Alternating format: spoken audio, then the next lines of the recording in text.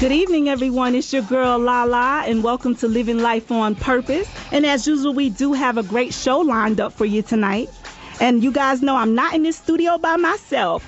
I have my beautiful co-host here, Miss Diva. What's up, girl? Hey, Lala. What's going on? All right. And also I have Letter C in the building with me tonight. Hello. I have a question, though. You're a founder and producer of Almost Famous comedy show, correct? Yes, that's my baby. I've heard a lot of feedback. I've actually had the chance to visit you when you were at the Comedy Zone in Charlotte, and you're good. You're really good. You had me rolling. Can you tell us a little about your project? We're actually giving away tickets here online. So all the listeners, callers, we would love for you to call in 704-553-1370. We're giving away tickets to the 10th caller, so go ahead and call in. Now, how do they get in contact with you about the Pink Collar? It's pinkcollarcomedytour.com. That's their website. Now, with your projects you have going on, are you also involved in the community in any type of way? Actually, yes. The second Almost Famous comedy show we did, and the next one coming up, the fifth one, we did and are currently taking donations for Second Harvest Food Bank, and you can bring cans to the show, and that will give you $2 off the ticket. So a $10 ticket's now $8, and that goes to all Feed the Hungry of Charlotte. So it's really something that's important to me. I think we get kind of stuck on just food, doing canned food drives on Christmas and Thanksgiving. Yeah, people true. are hungry all year long, so including me. Yeah, call in. These tickets are $10 each, so it's definitely a good deal. 704-553-1370. Now, Blair, I do have a question. I was on your blog earlier today.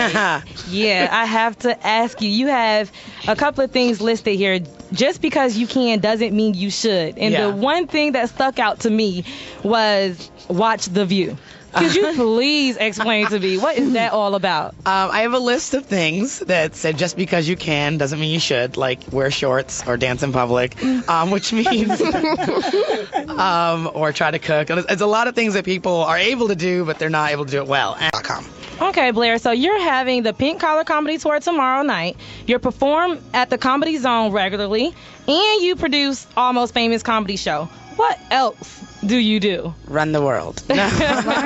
Yeah, no, I guess I'm a little busy bee. I also have an open mic. I'm your joke. Yes, we want to hear joke. We prepared. Like, just anything you say should be funny. Well, I mean, basically, what I usually talk about is as my boyfriend is white, and it's pretty interesting. And I don't care that he's white. I'm an equal opportunity dater, but he's skinny. And no one wants to date a skinnier guy, right? I mean, he's so, I don't know if I can say that on the radio, actually, the end of that joke. Well, our topic tonight is on self-image. Yep, self-image. I want to ask you guys, is self-image the same as self-esteem? What do you guys think? Self-image and self-esteem. I say for the most part, they go hand in hand, but they're not exactly the same. Self-esteem is what you think of yourself and if you like yourself. And self-image is what you look like or how you feel you look like. So self-esteem is more of a mental thing, and self-image is more of a physical thing, in my opinion. A question for you. Do you believe that men have the same problem with self-image or self-esteem as women? I would say for the most part, yes. I ran into a couple of guys who said when they went bald, it was more so they felt like their image had decreased, like they just didn't feel confident in themselves, and that's not the case. I mean, that's just life, so you can't keep looking at the negatives. A lot of people don't think that males will have issues, but, you know, there's other things than just your hair or the way you dress. Because you just came up short, that self-esteem kind of breaks down on you because you did not do what everyone else expected of you to do. Okay, Ms. Diva, but people with high self-esteem, they know themselves, so they wouldn't really have this big problem. I don't see anyone that's confident in who they are having a problem with their self-image. And that goes back to what I was stating before. People with high self-esteem, they know themselves well, and in order to know yourself, you have to know who created you. That's right. That's right. So we really thank you for calling in. I know that we can have plastic surgery. But how about if you can't afford plastic surgery? What do we do in that case?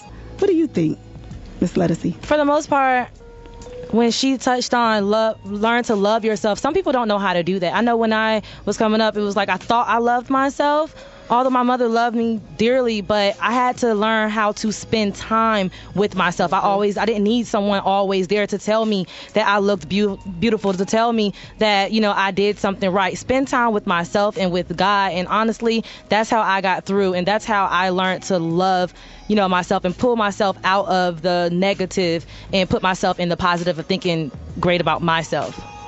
So let us see, what you're saying to me is you had a period where you had low self-image or low self-esteem about yourself?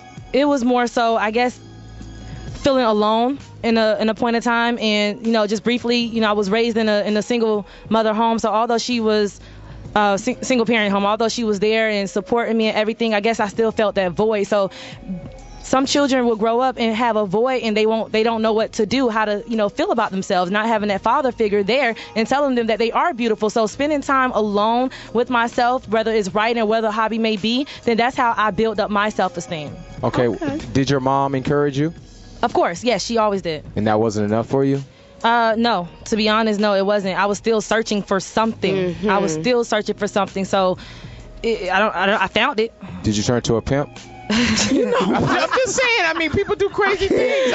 Yes. Because I feel if your dad was there, then he could have taught you exactly how men are supposed to treat you. And not just now, not just when I was younger, but even now, my father's not around as much as I would like him to be. So to be honest with you, it's still like a slight void there. But I thank God for my Heavenly Father, and that's what honestly gets me through. It really does. So it's not just when you're younger, but, two parents should be in your life, even if it's a mentor.